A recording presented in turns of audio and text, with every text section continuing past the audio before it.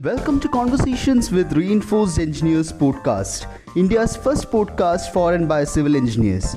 Join us on our journey to simplify and bring you experiences straight from the industry. This is your host Gokul G. Kumar along with co-hosts E.S. Krishnaram and Padmadeep Joshi. So let's jump right into it. Welcome to the all new episode of Conversations with Reinforced Engineers podcast.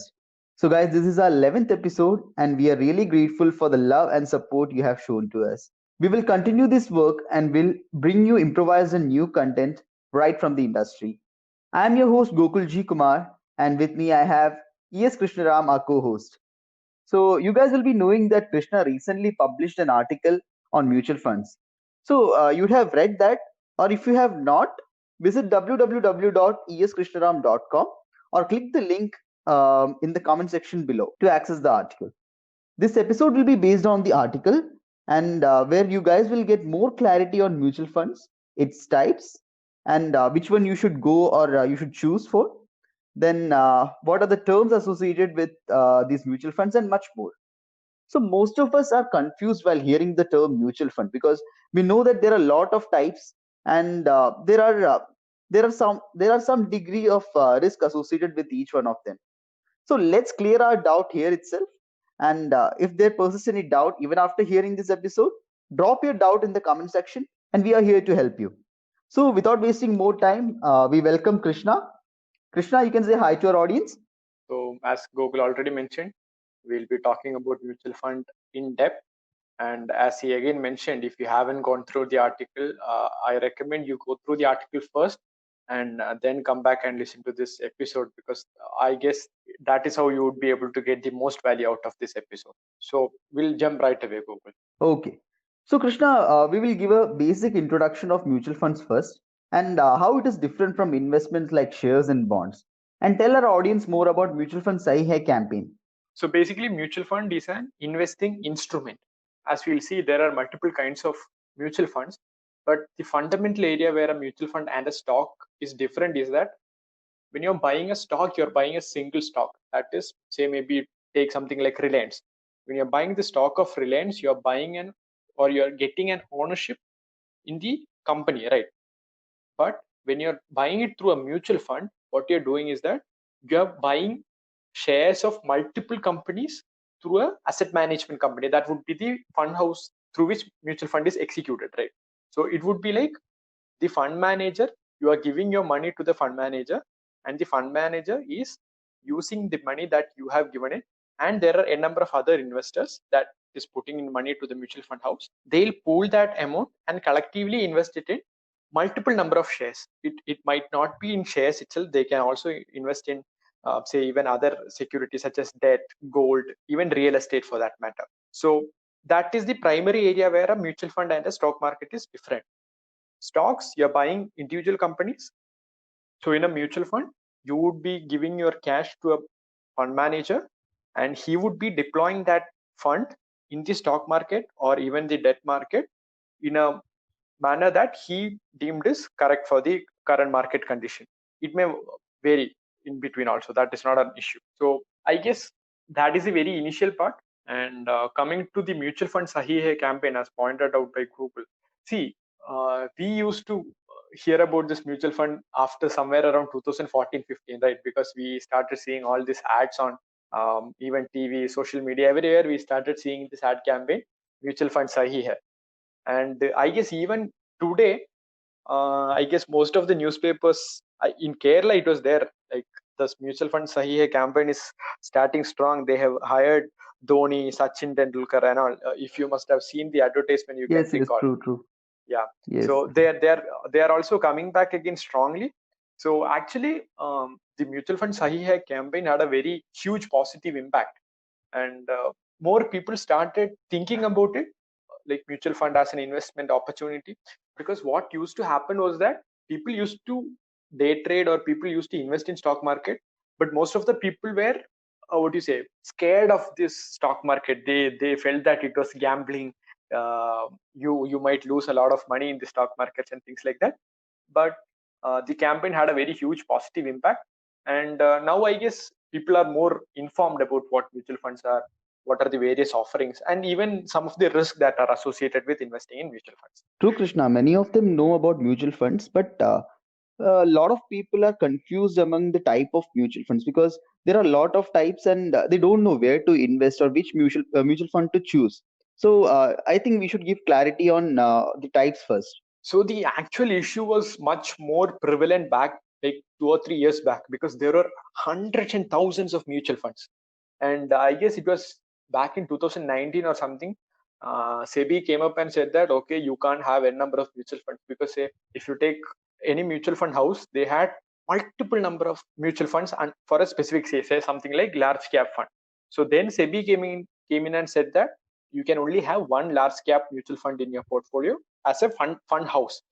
Fund house, what I'm meaning is that, say HDFC, say ICICI, say Bharat Parikh, fund houses like that, under a particular category, they can only have one mutual fund. So actually that simplified it a lot, because now the number of offerings that is coming from one particular asset management company is comparatively lower if you compare it 3 to 4 years back. So now it is comparatively better, but I would still say there is n number of options in the market, and it would be very confusing for a beginner to start with, because literally there are hundreds of mutual funds. So, Krishna, what are the broad types of mutual funds? Okay, so at a very broader level, fundamentally you can say that there are three types of mutual funds. The first would be equity mutual funds, the next one would be debt mutual funds, and the third would be hybrid.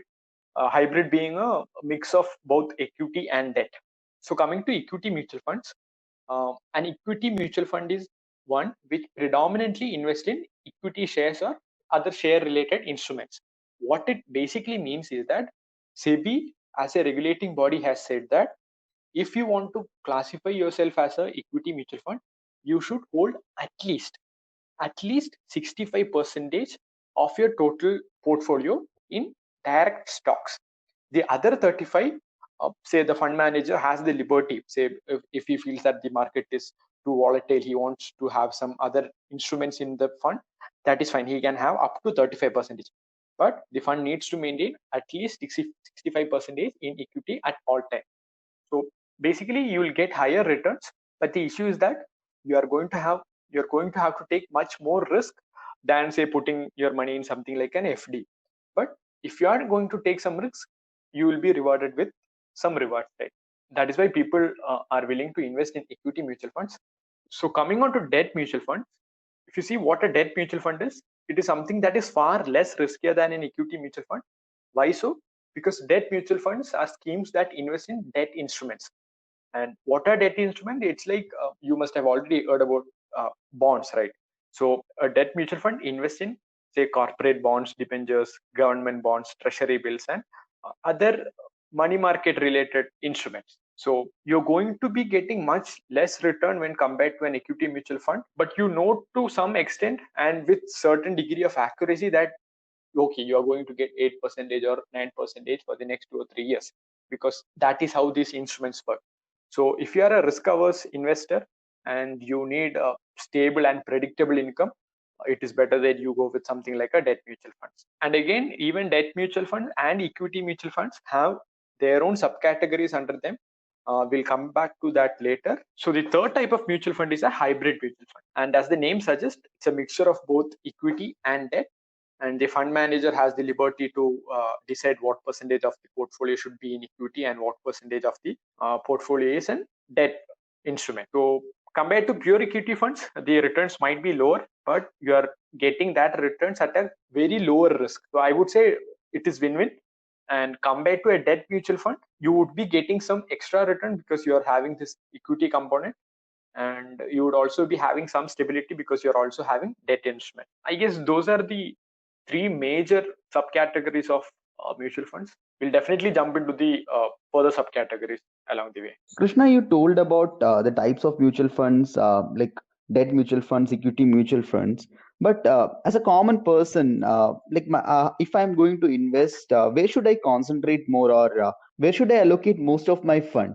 So, what should be the ratio if I go for debt and equity mutual funds? See, actually, this entire conversation comes under the allocation towards equity and debt comes under asset allocation. It is fundamentally better that you have equity and debt. And the idea is that, see, when you are a young investor, it is understood that you are in a position to take a higher degree of risk, right? Say maybe as a 25-year-old, I would be happy to take some amount of risk to get like 2 or 3 or 4% of extra returns. But that might not be the case for say someone who is say something like 58, 59 and is going to retire in 1 year, right? So as a young investor, there is this thumb rule for allocation towards equity and debt. It is like 100 minus your age. Say if you are 25 years old, you will have 75% of your portfolio in equity and 25% in debt. That is a very basic thumb rule, but the idea is that if you are young, you have more exposure to equity and you gradually step it down to higher percentage for debt as you grow older. Krishna, if I take an example, like if I'm going to invest as a beginner, so where should I invest? Which all funds should I choose? See, it is always better you do your own study, you understand what is happening in the market and then make a decision. But if I am to say something, I would say in the initial, very initial years of your investing journey, I would say you pick one large cap mutual fund, you invest regularly into the fund, you analyze for a year or two how the fund is moving, how is the market impacting the say individual mutual fund. Then you will be in a better position to understand, right? So in the initial years, I mean, as a beginner, I would say you just don't go blindly by the returns or try to do everything all at once. You pick one mutual fund, you invest it, and that I would say it would be better if it is a large cap mutual fund, or say even for that matter an index fund. That would be great. You don't jump into small cap, mid cap, or all the other crazy caps in between.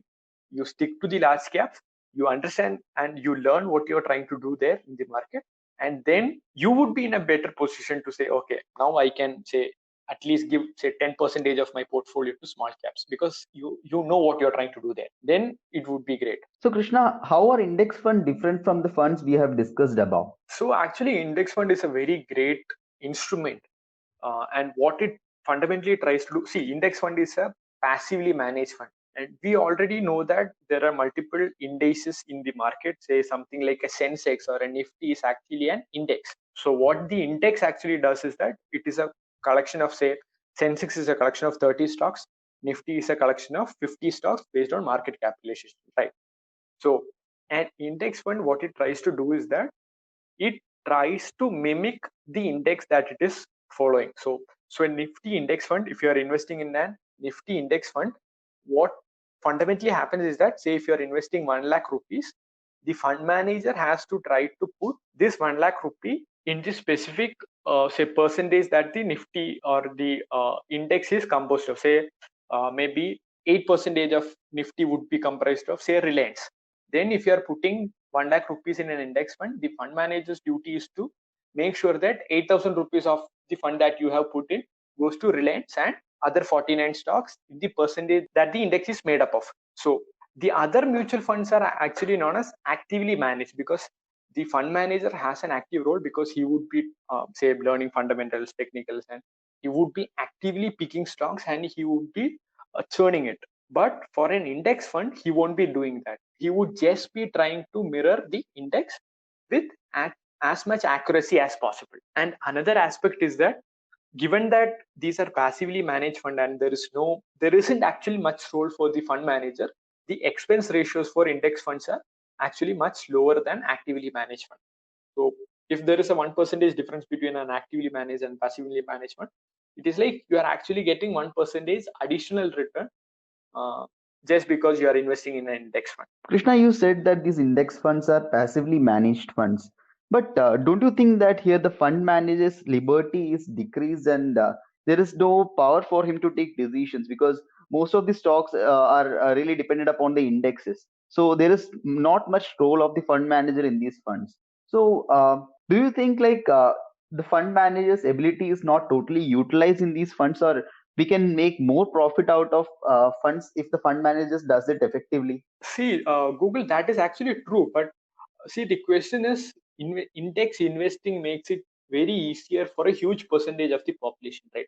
See, if you take a fund manager XYZ, a common man might not be in the position to analyze the fund manager and say that okay, this manager is good, right?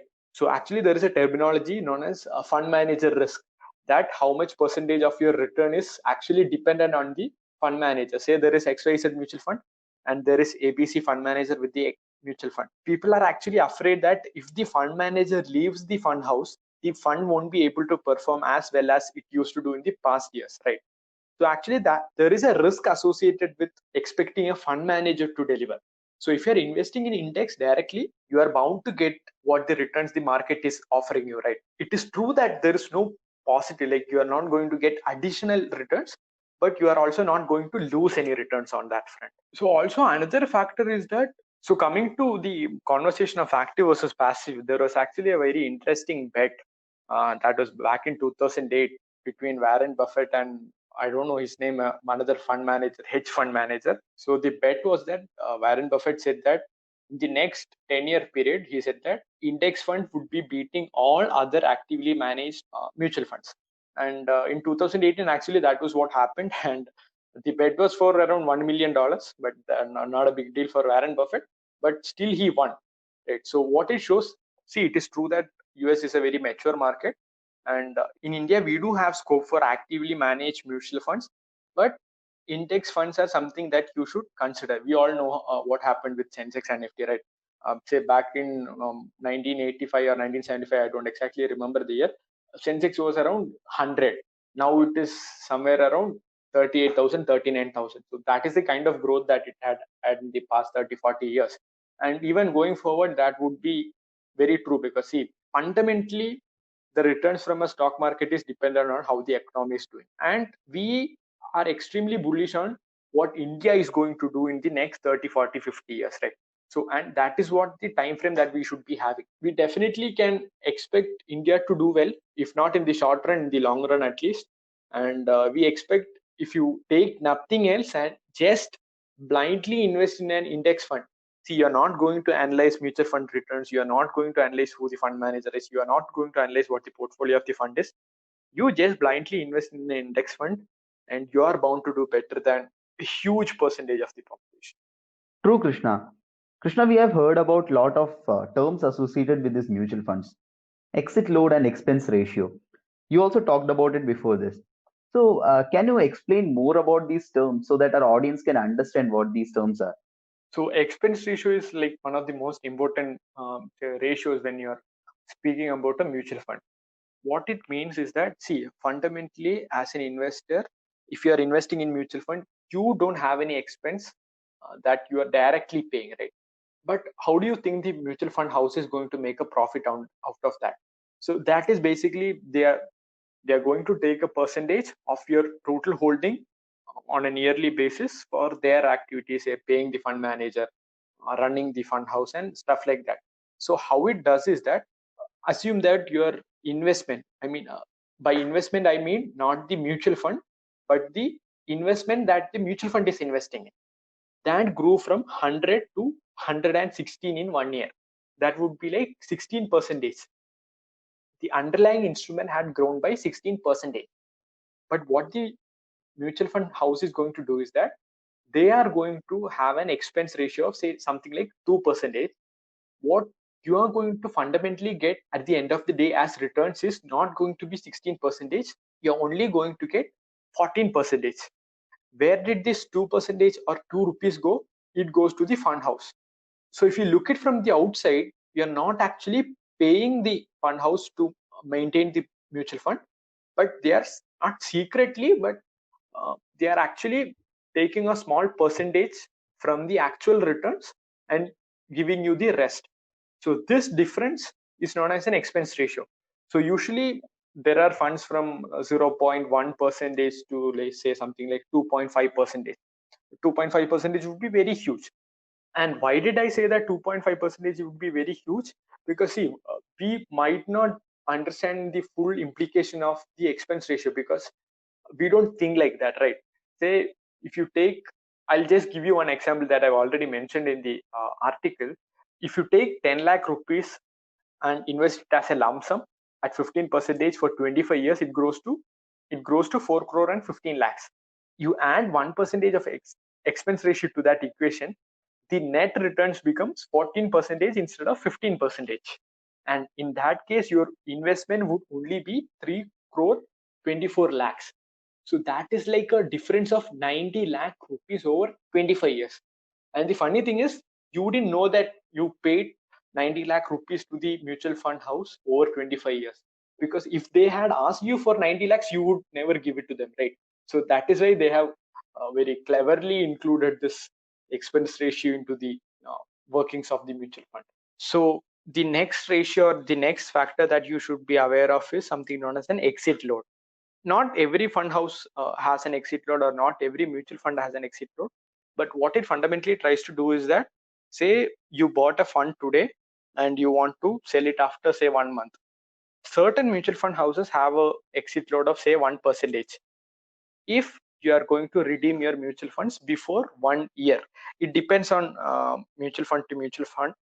But the fundamental idea is that it is to discourage investors from trying to juggle between mutual funds, right? Krishna, as a new employee joining to a company, there is always something like there is always a thought in our mind that we should save tax. So, can this mutual fund help us in saving tax, or are there any funds which focuses on saving tax also? So actually, there is an instrument for saving tax in mutual funds. It is known as ELSS, or equity linked savings schemes. So you can actually invest up to rupees 1,50,000 per financial year, and you will be eligible for tax deduction under 80C. The fact that you have to see is that this is as per the old income tax regime. If you're opting for the new income tax system, there is no 80C and all stuff like that, right? So if you are opting for the new tax system, then it doesn't make much sense to invest in ELSS. Or else, if you are going by the old system, you can definitely invest up to rupees 1,50,000 per financial year on ELSS mutual funds. And the other important aspect regarding ELSS is that there is a lock-in period of 3 years.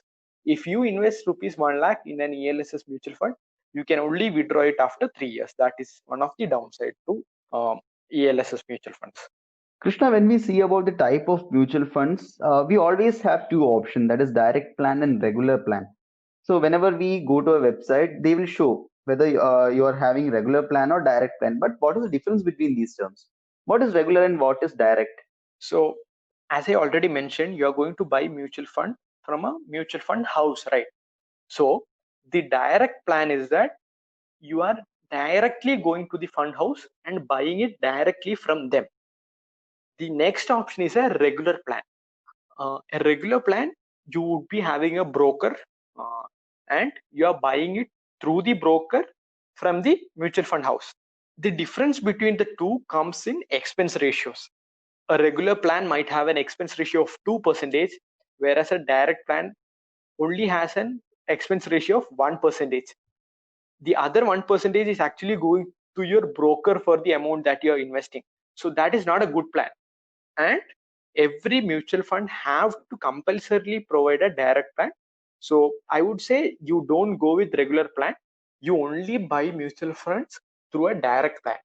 Say, but now even brokers like Zerodha, or say even Grow or ET Money or Paytm Money are actually offering direct mutual fund plans and at 0% commission for these brokers. So you can use any of those apps to buy mutual funds. So coming to the next category of mutual funds, that is debt funds. So what exactly it is, Krishna? How is it different from others? So a debt mutual fund, as already mentioned, invest in debt instruments like, say, corporate bonds, government bonds, or debentures, or government securities. How it differs from stock market is that your returns from a stock market or an equity mutual fund is dependent on the market. If the market is doing bad, or if the market fell 20-30%, chances are high that your mutual fund is also going to fall 20-30%. But this is where debt mutual funds come into play. For debt mutual funds, the interest or yield is already fixed, or not for a mutual fund, for the underlying instrument.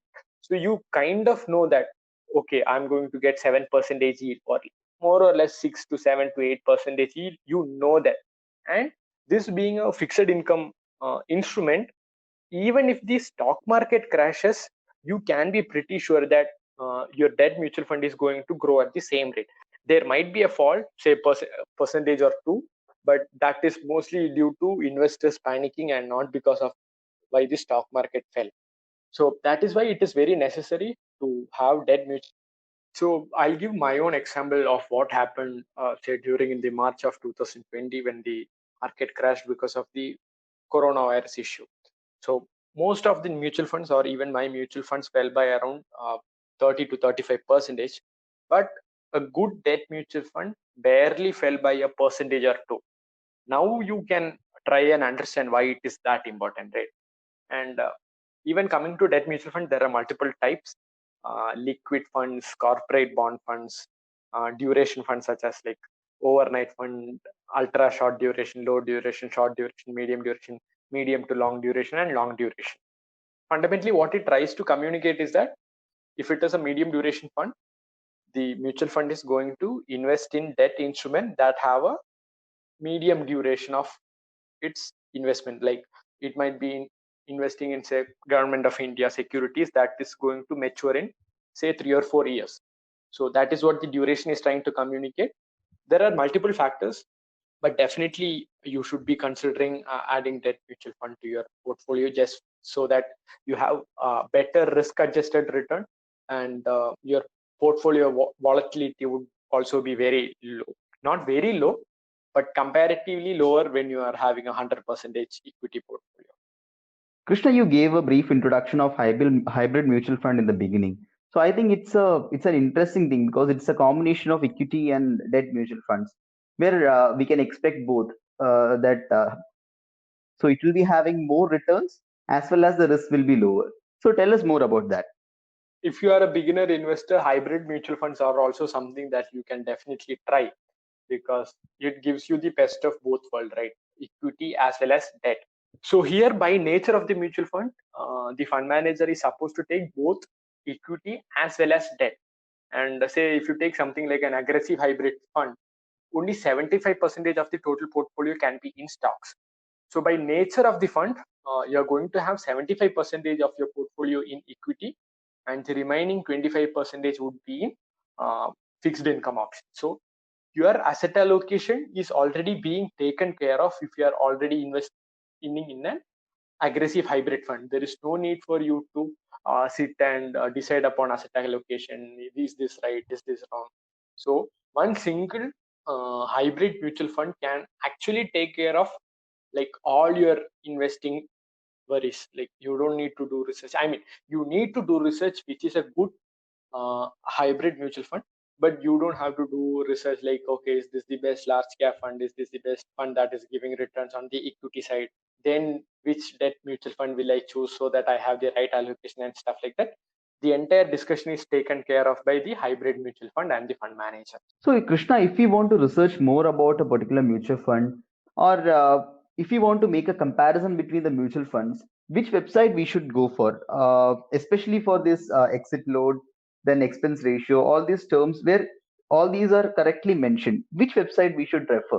So I guess most of us would already be using Money Control, and that's actually one of the great sites for like analyzing, like getting details of funds. But I guess there is one more website. It is known as Value Research Online. You can just Google it out, Value Research. You will be taken to a website. They have a very detailed section for mutual funds. You will find all these details, like what is the exit load, what is the minimum investment that you should be making, what is the minimum SIP amount, or who is the fund manager, and was the fund launch, what is the kind of return that the fund has gotten, say 1 month, 3 months, 6 months, 1 year, 5 year, 10 year. All these kind of details, you will definitely find it on Value Research. And even there is another website known as Morningstar India. Morningstar. You can go to that website also. You will find 99.99% of all the details that you need for a mutual fund on these two websites, primarily Value Research and Morningstar. Even Money Control is a very good website, but it's mostly oriented at stocks.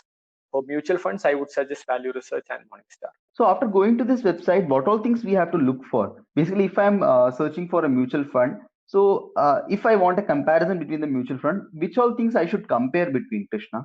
So let's assume that you are in Value Research website. You have say selected a mutual fund and you are in the specific page for the mutual fund. Fundamentally, you would be looking at something like what is the NAV. Then you would definitely be looking at expense ratios. Then what would be the return since launch? Say maybe it was launched 10 years back. What is the CAGR that it had been providing for the past 10 years? Return since launch you would be looking at. Then definitely returns. It's known as trailing returns. Past 1 month, 6 months, 1 year, 3 year, 5 year, 7 year, and 10 year. You will see what is the return that it had given. And the next thing that you want to look forward is that what is the return that the specific benchmark has given. And you need to analyze that, okay, this fund has consistently bet the benchmark, right? Because see, if the actively managed mutual fund is unable to or unable to beat its benchmark, then you would be far better if you are just investing in the index fund of that specific index, right? So you make sure that the fund has consistently outperformed that the index that it is tracking. That is one area. Then you should definitely be looking at risk. So if you go to Value Research, you will find a table by name of risk measures. There you will have multiple parameters, but something that I would recommend is 3 factors. The first one is mean. So what it says is that this is the average percentage return per year return that it had generated over the past 3 years. So if the mean is like 12%, you know that okay, over the past 3 years the fund had on average produced a return of 12%. The next one is standard deviation. So maybe we would have all heard this in statistics class, but I guess none of it paid any attention back then. So this standard deviation is like how much is the mean going to vary. So if the standard deviation is say something like 6%, then the fund return is like 12 plus or minus 6%. It is going to vary between 6% and 18%. So that makes it a bit more clear, right, of what kind of a return can you expect. It is always better if you have a very small standard deviation, because say if your mean is 12% and your standard deviation is 1, you are pretty much sure that you're going to get a return between 11 and 13%, right? So first one is mean, higher the better. The next one is standard deviation, the lower the better. The other two ratios are beta and alpha. So what is beta? Beta is like how much is the mutual fund trying to mirror the index that it is following. A beta of 1 would say that if the index is moving up by 10, the mutual fund is also moving up by 10. If it is falling by 10, the mutual fund is also falling by 10. But a beta less than 1, say a beta of 0.9, what it means, the index is falling by 10, but the mutual fund is only falling by 9. But the opposite is also true. If the index gains by 10, the mutual fund is only going to gain 9. It is a measure of how much volatile the mutual fund is when compared to this corresponding index, right? So a lower beta is preferable, but you must know that if the market is moving up rapidly, your returns would also be a bit lower than the corresponding index. So that is something that you have to keep in mind. The next factor is alpha. Alpha is the percentage return in excess of what the index have given you. Say if the index had moved by 10% and your stock had moved by say 13%, the difference between the two, that is 3%, or 3 would be your alpha. So I guess if you go to the Value Research website and you just see these 3 or 4 numbers, mean, standard deviation, beta, and alpha, you would be in a better position to compare mutual funds. Say if you take 2 mutual funds, one mutual fund has a mean of 12, the other is 14, you definitely know 14 is better. And coming to standard deviation, one has a standard deviation of 20 and other has a standard deviation of 10, you know 10 is better. So, and you factor in all these factors and you just compare and make a clear decision. It's actually pretty easy if you start doing it. True, Krishna, it was quite interesting. So we talked a lot about mutual funds, And I think our audience will be pretty happy with the way you talked and the way you cleared the doubts in the audience mind. So I'll just give a recap of what we have discussed. So first of all, we discussed about what are mutual funds and how it is different from other investment measures like shares and bonds. Then we came to type of mutual funds. We talked about equity mutual funds, debt mutual funds, then hybrid mutual funds. We also talked about index funds, and we talked about some of the terms which determines the mutual fund like exit load and expense ratio.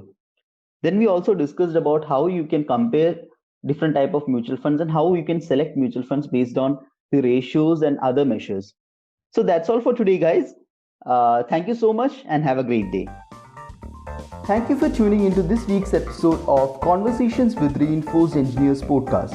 Hope you found value in the discussion and do tune in for next episodes. And in case if you haven't already, don't forget to subscribe to the podcast for updates on future episodes. Thank you once again and have a great day.